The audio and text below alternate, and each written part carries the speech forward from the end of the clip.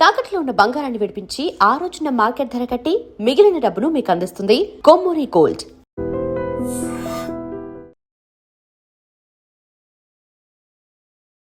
Hi hello నమస్తే, welcome back to our channel. నేను మీ వైషు. రెక్కలొచ్చిన పక్షి గూడొదిలి వెళ్ళిపోవడం సహజం అంటుంటారు.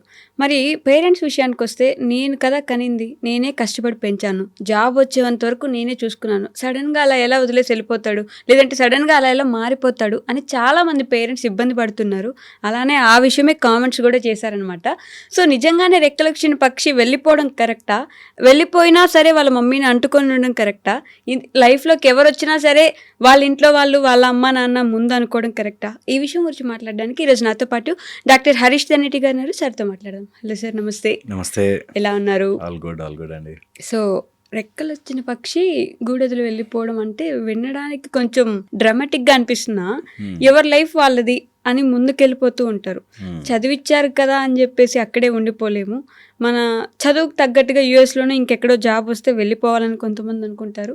లేదంటే ఇక్కడే జాబ్ చేసుకుంటున్న భార్య వస్తే భార్యకు తగ్గట్టుగా మారిపోయాడు నా కొడుకు, ఆవిడ ఏదో చేసేసింది, నా మాట వినట్లేదు, నా మాటే వినాలి నేను పోయేంత వరకు అని అనుకుంటుంటారు తల్లిదండ్రులు. ఎవరిది తప్పు ఇక్కడ? ఎవరిని కరెక్ట్ అని మనం బ్లేమ్ చేయగలం? నాకు రోజు కౌన్సిలింగ్లో ఫేస్ చేసే మేజర్ ప్రాబ్లం, వీళ్ళది రైట్ అంటే వాళ్ళు బాధపడతారు, వాళ్ళది రైట్ అంటే వీళ్ళు బాధపడతారు. నిజంగా కూడా ఇట్లాంటి వీడియో కొంచెం వెళ్ళింది అనుకోండి జనాల్లోకి, ఒక్కొక్కళ్ళు ఒక్కొక్క సైడ్ తీసేసుకుని గొడవలు పడతారు. అవును, ఇది యాక్చువల్గా విజ్ఞతకి సంబంధించిన పాయింట్. కొంచెం విచక్షణ, that every one in every role కరెక్ట్గా ఉంటే ప్రాబ్లం రాదు. కొడుకు ఆర్ కూతురు పెంచిన తల్లిదండ్రులని బాగా చూసుకోవాలి, ట్రూ. నాకు భార్య నమ్మి వస్తే తను కూడా బాగా చూసుకోవాలి, ట్రూ. నా కెరియర్ బాగుండాలి, ట్రూ. నేను పిల్లల్ని కన్నాను కదా అని హెల్త్ని వదిలేసే తల్లులు ఉన్నారు, అది కూడా చూసుకోవాలి, హెల్త్ కూడా. సో అన్నిటినీ బ్యాలెన్స్ చేసుకుంటూ వెళ్ళడమే లైఫ్. ఓకే. ఈ రోజుల్లో ఏం చేస్తున్నానంటే బాధ్యతే తీసుకోవట్లేదు. నేను ఎందుకు అసలు తీసుకోవడం ఎందుకు, దాన్ని బ్యాలెన్స్ చేయడం ఎందుకు అని ఒక బ్యాచ్. మాకు పిల్లలే వద్దు, లేకపోతే మాకు పెళ్ళే వద్దు, లేకపోతే అసలు నాకు తల్లిదండ్రులతో నాకు రిలేషనే వద్దు. మొన్న రీసెంట్గా మాకు వచ్చిన కేసు, అమ్మాయి మంచిగా జాబ్ తెచ్చుకునేంత వరకు 21 years వరకు ఇంట్లో హాయిగా ఉండి యూఎస్కి జాబ్ తెచ్చుకుని వెళ్ళిపోయింది. వీళ్ళతో ఫోన్లో కాంటాక్ట్ కూడా లేదు. సో పాయింట్ ఏంటి, నాకు ఇన్ని రోజులు చాలా టార్చర్ అనుభవించాను మీ దగ్గర, నాకు అవసరం లేదు మీరు ఇన్ని రోజులు చేసినందుకు థ్యాంక్స్ అమ్మా నాన్న అని పెద్ద లెటర్ రాసి ఇంకా మీరు నాకు వద్దు అని మెయిల్ పెట్టినారు.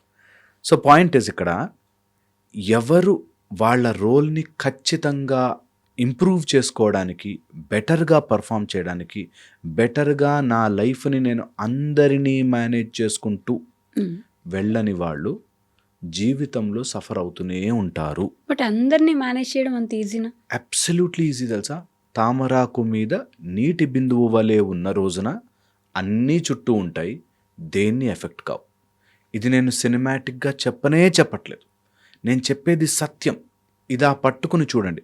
మనకెంత క్యాలిక్యులేటెడ్గా చెప్పారు తెలుసా?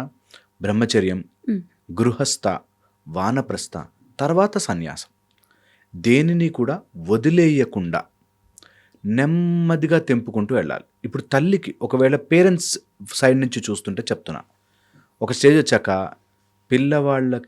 పిల్లలకి అమ్మాయి కానీ అబ్బాయి క్రతువులు చేసేసాక వాళ్ళ రెస్పాన్సిబిలిటీ, అబ్బాయి అయితే వాడికి ఉద్యోగం, అమ్మాయి అయితే ఉద్యోగము, పెళ్ళి, లేకపోతే వాళ్ళకి చేయాల్సిన సమ్ ఫంక్షన్స్ ఉంటాయి చిన్న చిన్నవి, అవి చేసేసామా ఫినిష్.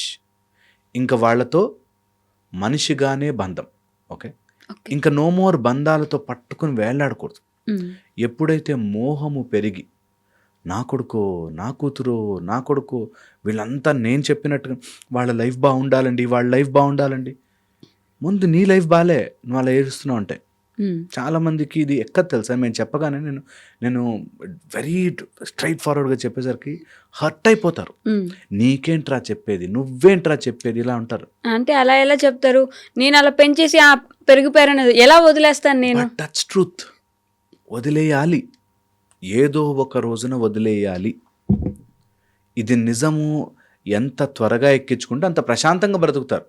ఇప్పుడు వదలగలరా లేదా పర్సనల్ చాయిస్, బట్ ఇదే సత్యం. దీన్ని పట్టుకున్నవాడు గెలుస్తాడు, హాయిగా ఉంటాడు. పెళ్లి చేశారా లేకపోతే ఇంకెవరిని వచ్చారా, యువర్ చాయిస్. లైఫ్ అంత సింపుల్గానే ఉంటుంది. ఫన్ పార్ట్ ఏంటంటే అలా వదిలిన వాళ్ళు హ్యాపీగా ఉంటారు. రియల్గా వాళ్ళ ప్రాబ్లమ్ సాల్వ్ అయిపోతాయి. ఓకే. ఓకే, రియల్గా ఇద్దరు అర్థం చేసుకోవడం స్టార్ట్ చేస్తారు. ఇద్దరు, అటు కోడలు ఇటు కొడుకు, ఇద్దరు కూడా అరే బాగుంది అని వెనకొస్తారు. ఎప్పుడైతే నాకు నచ్చినట్టుగా ఈరోజు ఇలా ఎందుకుండు, మేమైతే ఇలా వండుకోమమ్మా, నా కొడుకు ఇలా పెంచలేదమ్మా అని గొడవ పెట్టేవాడిని ఎంతోమందిని చూశాను.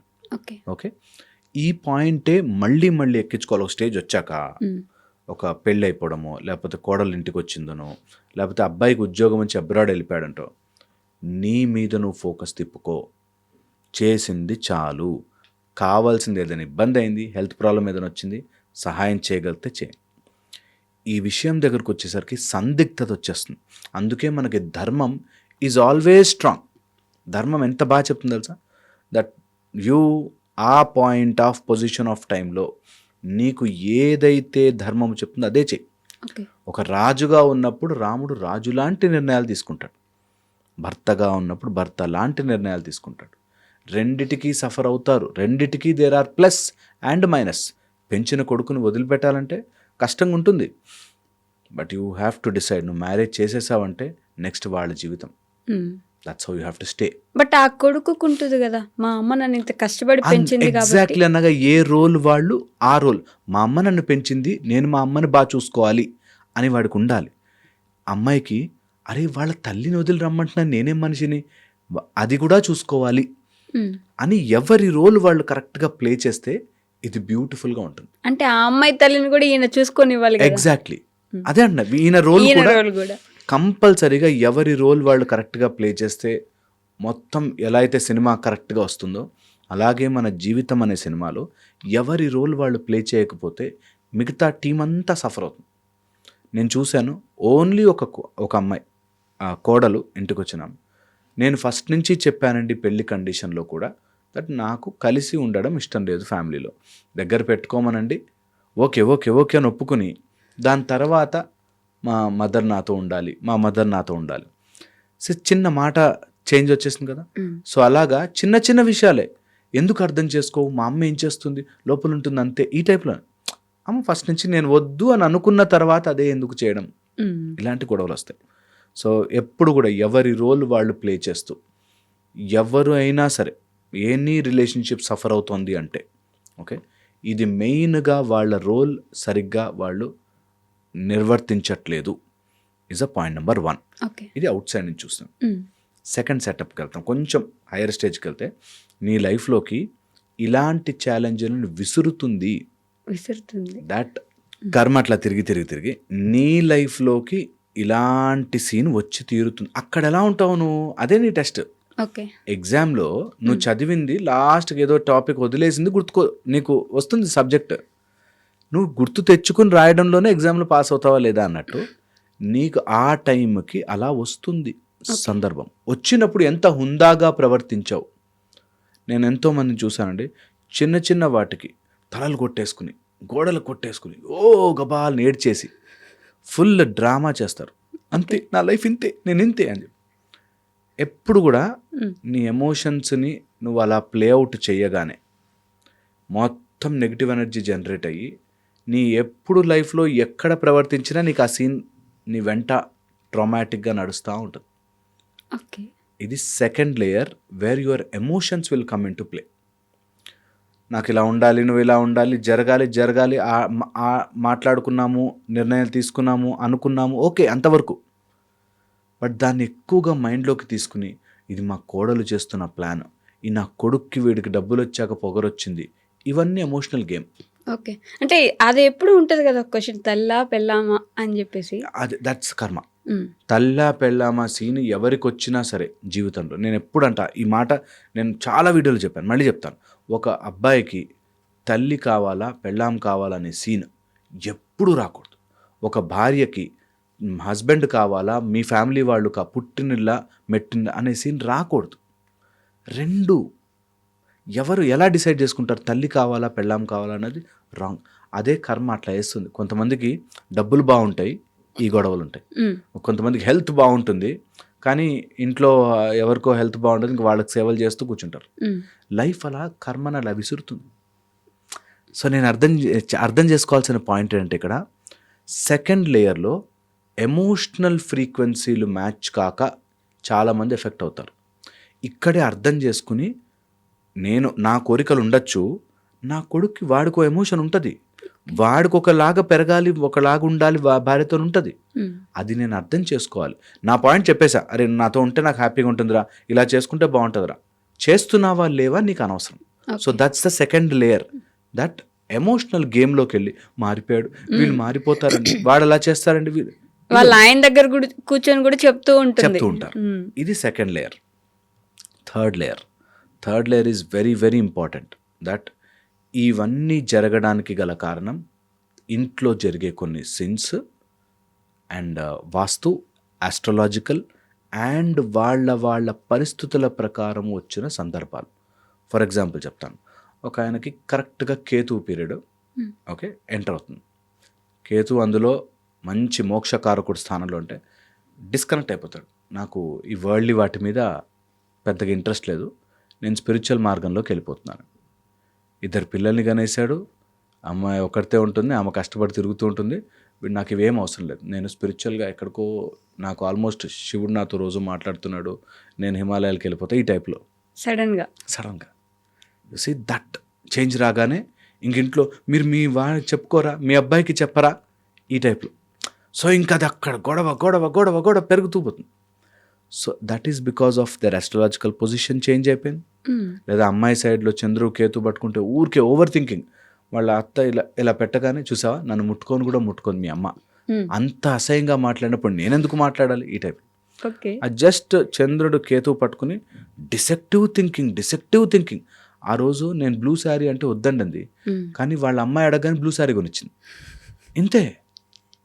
నువ్వు ఎందుకు వాళ్ళ మైండ్లోకి దూరుతున్నావు, ఎందుకు అది అలా కర్మ ప్రకారం అలా ఆస్ట్రాలజికల్ పొజిషన్ మారి ఖచ్చితంగా దిగుతుంది. చూడండి చాలా ఫ్యామిలీస్లో ఇది నా మాట ఎంతోమందికి రిలేట్ చేసుకుంటారు. ఆ రోజు నేను అంటేనేమో మీకు నచ్చలే ఆ కూర చేస్తా అంటే, ఈ రోజు మీ వాళ్ళు రాగానే ఈ కూర వండారు కదా. అలాంటి సిచ్యువేషన్స్ ఎలా తప్పించుకోగలరు? ఎందుకు అసలు ఆ సిచ్యువేషన్ని తీసుకోవడం ఎందుకు, దాన్ని తప్పించుకోవడం ఎందుకు? ఇవి అర్థం చేసుకుంటేనే. దీస్ ఆర్ ఆల్ జ్ఞానం అంటే ఏం తెలుసా, జస్ట్ తెలుసుకోవడం. ఇప్పుడు చిన్నప్పుడు ఒక టెడ్డీ బేర్ బొమ్మ కోసం పట్టుకుని ఏడుస్తాం, ఒక స్టేజ్ వచ్చాక ఏం జరిగింది, మరి బొమ్మ కోసం ఏడిస్తే ఏంటి అసహ్యంగా ఉంటుందిరా అని మనకు తెలిసిపోతుంది. చిన్న టాయ్ కారు కోసం రోడ్డు మీద పడి ఏడవం కదా అని అలాగా వింటూ ఉంటే ఇవి తెలుస్తుంది. That I should not behave like this కదా. ఇంత ఆమె చీర కొనిచ్చుకుంది, నాకు బ్లూ కాకపోతే ఎల్లో కాకపోతే వైలెట్, ఏం క్యాప్ ఫరక్ పడతా, how does it even matter damn it అని అనుకోవడం వచ్చేస్తే అదే మెచ్యూరిటీ, టింగ్ మన జ్ఞానోదయం అంతే. అదే దట్ చూస్తూ వెళ్ళిపోతాం బాస్, దానికి ఎందుకంత వరి కావాలి, దేనికి వరి కావాలి అని ఉంటుంది. నిజము సత్యము ఇది. ఓకే, కానీ అలాంటిది హిట్ అవ్వడం కష్టం కదా. హిట్ అవ్వడం కష్టం అంటేనే రాత. ఆ టైంలో నేను చెప్తున్నాను, ఇలాంటి విషయాలు నేను 100 చెప్పడం ఈజీ బాస్, నీకు వస్తే తెలుస్తుంది, నీకే మంచి డాక్టర్ అన్నీ సెటిల్ అయి ఉన్నాయి, ఈ టైప్లో మాట్లాడతాను. నీకు ఎక్కనివ్వదు నీకు, అది కూడా గ్రహస్థితి. అబ్సల్యూట్లీ. అండ్ ఆ ఇంట్లో వాస్తు అనే ఒక ప్రాబ్లం ఉండి ఇట్లా రాక్షసిలాగా ఇలా కూర్చుని ఒళ్ళో కూర్చోబడి మొట్టికాయలు వేస్తుంటుంది. వాళ్ళకి ఇంట్లో అప్పటిదాకా బయట అందరితోనూ మంచిగా ఉంటారండి, ఇంట్లో లోపలికి అడుగు పెట్టగానే కొక్క మామూలు ఇట్లా రోడ్ మీద స్ట్రీట్ డాగ్స్ అరుచుకుంటారు, అట్లా అరుచుకుంటారు. నేను హ్యావ్ సీన్ దిస్, అందుకని చెప్తున్నా. ఇది నిజంగా కొంతమంది గుచ్చుకుని వాళ్ళు మారిపోవాలేమో అని చెప్తున్నా. అంటే వాళ్ళకెలా తెలుస్తుంది వాళ్ళ ఇంట్లో వాస్తు బాగాలేదు, వాళ్ళ ఆస్ట్రాలజీ ప్రకారం అది బాగాలేదు? ఈ రోజుల్లో ఆ మాట అనకు. ఒకప్పుడు ఎప్పుడైనా ఎవడో స్వామీజీ రావాలి, లేకపోతే ఎవరో గొప్ప సిద్ధాంతి రావాలంటే ఓకే, పోనీ అప్పట్లో నడిచింది. ఇప్పుడు you can ask your Google. అవి నమ్మని వాళ్ళకి అబ్సల్యూట్ అక్కడికి వస్తున్నా. ఇది నమ్మనివ్వదు కదా. నమ్మని వాళ్ళకి ఏంటంటే అట్లీస్ట్ ఈ ప్రాబ్లమ్స్ ఉంటాయి psychologically. That person may be different, I'm may be different, వాళ్ళ అమ్మ పెరిగిన దాంట్లో ఆమె షీజ్ మే బి డిఫరెంట్ అనన్నా అర్థం చేసుకోవాలి. ఇది సఫర్. అలా అర్థం చెయ్యనివ్వకుండా ఇవి ఆపుతాయి. ఓకే, ఆస్ట్రాలజికల్ రీజన్స్, వాస్తు రీజన్స్, జెనెటికల్ రీజన్స్, సర్కమ్స్టెన్షియల్. చాలామంది వాస్తు అంటే ఇట్లా బొమ్మ గీసి తూర్పు ఈశాన్యం అది అనుకుంటారు. సర్కమ్స్టెన్షియల్. నువ్వు చెప్తున్నావు కదా, కరెక్ట్ టైంకి నీ అత్త కొడుకు మాట్లాడుకుంటున్న టైంకి ఆమె ఎంటర్ అవుతుంది. అంతే సర్కంస్టే వాస్తు అది. ఏం లాక్ తెలుసా అది? మీరిద్దరూ నా గురించి ఏం మాట్లాడుకుంటున్నారు. నీ గురించి మాట్లాడకపోయినా ఏం మాట్లాడుకుంటున్నారు. That's it. Circumstantial vastu. Okay. So నేను చెప్పేది, and I have done this పదే పదే చదివి విని చూసి ఉన్నా దట్ ఇలాగే జరుగుతుంది. అండ్ ఆ టైంలో ఎంత మూర్ఖంగా ఉంటారంటే మాలాంటి వాళ్ళు 100 మంది చెప్పినా వినరు. ఓకే. ఓకే, కొంతమంది అయితే మేము ఇంకా కౌన్సిల్ చేసి ఇంకా డైవర్స్ తీసుకోండి మా వేస్ట్ మీరు అని చెప్పేసి స్టేజ్కి వెళ్ళిపోతాం కదా సార్. అంత విసుగొచ్చేస్తుంది వాళ్ళకి. ఎంత చెప్తున్నా కూడా ఒక 100 కౌన్సిలింగ్స్, అందరూ వాళ్ళ పేరెంట్స్ వీళ్ళ పేరెంట్స్ అన్నీ చెప్తున్నా, నేను మారనంటే మారను, నేను ఇలాగే ఉంటాను, మీకేం తెలియదు, ఇందులో ఉండిపోతారు. నాకు బాధేస్తుంది దట్ అలాంటి చిన్న విషయాల కోసం రిలేషన్షిప్స్ పాడవకూడదు అనేది ఎంటైర్ కంటెన్షన్. సో ఎంత మేము లోపల బాధపడుతున్నాం బయటకు మాత్రం నెమ్మదిగా చెప్పాలి, అర్థం కావాలి అనే ప్రయత్నం చేస్తాం. ఇందులో 4th లేయర్కి వెళ్దాం. ఇది ఆస్ట్రాలజికల్ వాస్తు 4th లేయర్. ఈ 4th లేయర్లో స్పిరిచువల్ కోణాన్ని మర్చిపోతారు జనాలు. నార్మల్గా మనుషులు ఏమైపోతామంటే ఇదే లైఫ్, ఇదే రియాలిటీ, ఈ ఒక్కటి తేలిపోవాలి. నేను ఎప్పుడు నా దగ్గరకు వచ్చిన వాళ్ళందరూ సరే ఈ రోజు నేను ఓం ఫామ్ ఫట్ ఫట్ అనే ఒక మంత్రం వేసా అనుకుందాం, మీ అత్త మారిపోయింది, అతి మంచిది అయిపోయింది అనుకుందాం, మీరు ఏమైనా చేసుకుంటారా, మీరు ప్యారిస్లో బ్రతుకుతారా, మీరు అమెరికాలో ఉంటారా, నా గురించి అసలు పట్టించుకోకపోయినా పర్లేదు, ఓం ఫట్ అనేసాం. నీకు వచ్చిన నష్టం ఏంటి, లాభం ఏంటి? How does it even change anything? పోనీ ఉల్టా మీ అత్త నేను ఫుల్గా తిట్టుకుంటుందే అనుకుందాం. ఓకే, నువ్వు ఎక్కడికి వెళ్ళదు, నువ్వు నా దగ్గరే ఉండాలి అనుకుంది, నువ్వు వెళ్ళిపోయావు, నీకు రెక్కలు వచ్చాయి, నువ్వు you have become big, you have gone. How does it even matter? కొన్ని రోజుల తర్వాత అది మర్చిపోతారు, ఇది మర్చిపోతారు. దాన్ని పట్టుకుని బాధపడుతున్నావు చూడు, నీ ఎంటైర్ స్పిరిచువల్ ప్లేన్ అంతా బ్లాక్ అయిపోతుంది. అంటే ఆ సిచ్యువేషన్ వాళ్ళకి ఎలా ఉంటుందంటే, నేను వాడు చిన్నప్పుడు చూసానంటే నా వయసు అయిపోయిన తర్వాత వాడే చూడాలి నన్ను, అట్లీస్ట్ నా మీద కొంచెం బాధ్యత ఉండాల్సిన అవసరం లేదా, ఆ స్టేజ్లో ఉంటారు వాళ్ళు. ఎగ్జాక్ట్లీ, నేను అదే చెప్తున్నా. ఇప్పుడు బాధ్యత ఉండాలా లేదా వాళ్ళ హెడేక్. నువ్వు ఎక్స్పెక్ట్ చేసావు కాబట్టి నువ్వు సఫర్ అవుతావు.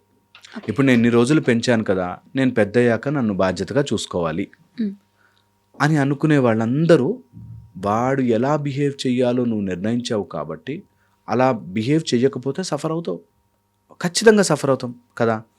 ఎవ్రీవేర్ ఇదే ఈక్వేషన్ వస్తుంది దట్ నేను ఒకటి ఎక్స్పెక్ట్ చేశాను, నాకు నచ్చినట్టుగా నువ్వు చేయలేదు. ఓకే, అప్పుడు ఆయన ఏం చేస్తాడు, ఒక 5 ఏళ్ళు బాగా సంపాదించి నచ్చినట్టుగా ఉన్నాక ఇప్పుడు నువ్వు 2 జడలు వేసుకుని పైకి ఫ్యాన్ కట్టి తిరగాలి, అప్పుడే నన్ను ప్రేమించినట్టు అంటే how does it even matter? నిజంగా కూడా అవతల వాళ్ళు నాకు ఎక్స్పెక్టేషన్ తగ్గట్టుగా ఎందుకు బ్రతుకుతాడు? అది కొడుకు కావచ్చు, పిల్లలు కావచ్చు, లేకపోతే ఆఫీస్లో కావచ్చు. నేను ఒక ప్రాజెక్ట్కి కష్టపడి చేశానండి, వాళ్ళకి కనీసం గుర్తించలేదు. ఎందుకు గుర్తిస్తారు బాస్? వాళ్ళు జీతం ఇచ్చారు నీకు, నువ్వు పనిచేయడానికి. గుర్తించడం ఉండవు అలాంటివి. వాళ్ళు గుర్తించారా, అది వాళ్ళ విఘ్నత, అది వాళ్ళ గుడ్నెస్, అది గుడ్ థింగ్. గుర్తించలేదా, how does you should not get affected. అది వచ్చిన రోజున ఉల్టా జరుగుతుంది. నిజంగా గుర్తుపడతారు. Expectation tortures. నువ్వు ఎంత ఎక్స్పెక్ట్ చేస్తావో ఆ ఎక్స్పెక్టేషన్లో నిజంగా బాధలు ఉంటాయి. నేను ఎవ్వరు అడిగినా నా దగ్గరకు వచ్చేలా నేను ఎక్స్పెక్ట్ మినిమం కొడుకు మనం చూసుకోవడం మినిమం అనుకోమా అండి, వాడు కూడా మినిమం అనుకుంటాడు. మా అమ్మ ఎప్పుడు కూడా నాకు ఎప్పుడు కనిపించినా ఇట్లా కళ్ళు ఇట్లా తెరిచే ఉండాలి, మినిమం కళ్ళు తెరవమన్నానండి అంటే నిజంగా అంత ఫన్నీగా తీసుకోవాలి దాన్ని. దట్ నేను ఎక్స్పెక్ట్ చేసినట్టు నా కొడుకు ఎందుకు ఉండాలి. ఎప్పుడైనా అడిగాడు ఎందుకు పెంచావు నన్ను, ఎవడు పెంచమన్నాడు అన్నాను అనుకో, అయిపోయి గేమ్ ఓవర్ కదా, గేమ్ ఓవర్. అందుకని అటు సైడ్కి వెళ్ళకూడదు. అటు సైడ్ పిల్లల్ని గుంజుకెళ్ళిపోయి నేను ఇన్ని రోజులు పెంచాను కాబట్టి నాకు నచ్చినట్టుగా నేను వదులుకోలేకపోతున్నాను అని చాలామంది తల్లిదండ్రులు వస్తారు. చాలామంది ఒక స్టేజ్ వచ్చాక, ఒక రెక్కలు వచ్చేసాక ఆ పక్షి ఇంకా మన దగ్గరే ఉండాలంటే ఆ పక్షికి అన్యాయం చేస్తున్నట్టు, నిజంగా అన్యాయం చేస్తున్నట్టు. Let them fly, let them fall, let them learn, let them know your value, let them come back. అంతకు మించి దీన్ని నిజంగా నేను ఎంత సాఫ్ట్గా మీకు నిజంగా చెప్తున్నా, అంతే సాఫ్ట్గా తీసుకోండి లైఫ్ని. దట్ పెంచేసాం కదా, కష్టపడ్డా, నా టైంలో నేను I have given my best. నేను బ్యాంకులో పని చేసుకుంటూ మధ్యలో చిట్టీలు వేసుకుంటూ అక్కడి నుంచి డబ్బులు తెచ్చి వాడు ఇంజనీరింగ్ సీట్లో ర్యాంకు రాకపోయినా నేను కొనిచ్చి చదివించి అమెరికా పంపించా. నా సైడ్ నుంచి నేను పర్ఫెక్ట్. ఇక now it is his headache. వాడికి ఆ నాలెడ్జ్ ఉండి ఆ విజ్డమ్ ఉండి తల్లిదండ్రులను బాగా చూసుకోవాలన్న వైఫ్ని తెచ్చుకున్నాడా, వెరీ గుడ్. లేదనుకో నేను హ్యాపీగా I'm sitting a side, Sri Rama Sri Rama Sri Rama అనుకుంటూ కూర్చుంటా. ఇంతకు మించి లైఫ్ను నువ్వు ఎన్ని రోజులు పట్టుకుని వేలాడి వేలాడి వేలాడి బలవంతంగా గుంజుకొచ్చినా అటు వాళ్ళ కాపురం చింపినట్టు, నువ్వు చెడ్డ వాళ్ళవి చెడ్డ అమ్మవి కానీ నాన్నవి కానీ అయిపోయినట్టు, నువ్వు ఇన్ని రోజులు వాడికి తిండి పెట్టింది ఆ బిజినెస్ కోసం పెట్టినట్టు. దట్ నేను ఇన్ని రోజులు తిండి పెట్టా కాబట్టి నువ్వు నాతో ఉండాలి. ఓకే ఓకే, ఇప్పుడు నువ్వు సంపాదించేది నాకు పెట్టు అన్నట్టు. వా, నీ వైఫ్ కూడా పెట్టుకోకు అనే బిజినెస్ తయారవుతుంది. సరే, ఇది బయటని చెప్పడానికి చాలా హార్ష్గా ఉంటుంది. నిజంగా కూడా ఏ పిల్లలైనా సరే తల్లిదండ్రులను బాగా చూసుకోలేని వాళ్ళు జన్మ జన్మల పాపాన్ని మూట కట్టుకుంటారు. ఏది జరిగినా బ్యాలెన్స్ చేసుకుంటూ తల్లిదండ్రులను సంతోషపెట్టే ప్రయత్నం చేయండి. ప్రయత్నము మాత్రం. వాళ్ళు సంతోషిస్తారా లేదా? నేను ఎందుకు చెప్తున్నానంటే అన్ని రకాలుగా చెప్తున్నాను. ఎందుకంటే ఒక అబ్బాయి తెలుసు నాకు, వాళ్ళ అమ్మ వాళ్ళకి ఎంత చేస్తాడు, ఎంత చేసినా నువ్వు ఇంకా చేయలేదంటారు. నీకోసం మేము ఎంత కష్టపడ్డాం, నువ్వేం చేసావు? ఏముందిలే, డబ్బులు ఇస్తే కాదు కదా, ఏం చేస్తావు? ప్రయత్నం మాత్రమే చేయండి. తల్లిదండ్రులను బాగా చూసుకునే ప్రయత్నం. వాళ్ళు హ్యాపీగా లేరనుకోండి, మీ బాధ్యత కాదు. ఓకే, మీరు ఏం చేయగలరో మాత్రం మనస్ఫూర్తిగా లెక్క వేసుకోకుండా చేయండి. రోడ్ను వదిలేయడాలు, ఓల్డ్ ఏజ్లో వదిలేయడాలు, అసలు అలాంటివి ఎప్పుడు చేయకూడదు. అలాంటి ఎంత కష్టమైనా సరే కొన్ని మేనేజ్ చేసుకోవాలి, కొన్ని ఆల్టర్నేటివ్స్ చూసుకోవాలి, చేసుకోవాలి. ఓకే, అలా చేసుకున్న రోజున నిజంగా అక్కడే మ్యాజిక్. నేను ఎప్పుడు ఆ మాట చెప్తున్నాను సార్, ఇది ప్రయత్నం చేసి చూడండి, ఇది ఈజీ అయిపోతుంది మీకు. ఓకే, సో మీరు తల్లిదండ్రులని వాళ్ళని సాటిస్ఫై చేసే ప్రయత్నం చేయకండి. మీరు మనస్ఫూర్తిగా ఏం చేయగలరో చేయండి వితౌట్ గిల్టీ ఫీలింగ్. ఓకే, ఆటోమేటిక్గా అటు సైడ్ నుంచి అంత మార్పులు వస్తాయి. అదే లాజిక్, అదే మ్యాజిక్. అక్కడ పట్టుకోగలిగితే స్పిరిచువల్ ప్లేన్ ఓపెన్ అయ్యి మీకు అలా వరదలాగా కురుస్తుంది వర్షం. Heavens energy and your energy should match అంటారు. ఓకే, ఆ మ్యాచ్ అయ్యే ప్లేస్లో మనకు బ్లాక్ అయ్యేది మెయిన్గా కుళ్ళు పడడం, ఎక్స్పెక్ట్ చేయడం, అతిగా కోరికలు ఉండడం. వీటి వల్ల ఓకే, ఎవరైతే వీటిలో పడతారో your energy is blocked, your spiritual plane is blocked. అది నీకు ఆస్ట్రాలజికల్ వాస్తు ప్రకారము, సర్కమ్స్టెన్షియల్ వాస్తు ప్రకారం వస్తుంది. అక్కడి నుంచి కిందకు వస్తే నీకు ఎమోషనల్ ఊగిపోతాం, దాని నుంచి రియల్ ప్రాబ్లం దిగుతుంది. ఓకే, సో ఇటు నుంచి అటు వెళ్ళినా అటు నుంచి ఇటు వెళ్ళినా ఈక్వేషన్ ఇదే. అండ్ నేను చెప్పింది very very profound and informative.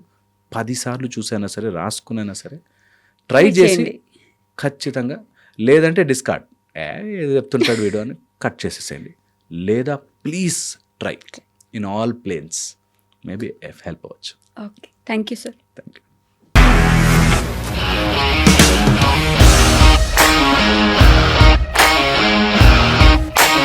ఇండస్ట్రీలో కమిట్మెంట్ ఇష్యూస్ వస్తే నీకు కూడా వచ్చినట్టు? మార్నింగ్ తీసుకెళ్ళాడంటే కొట్టి పడేస్తాడు.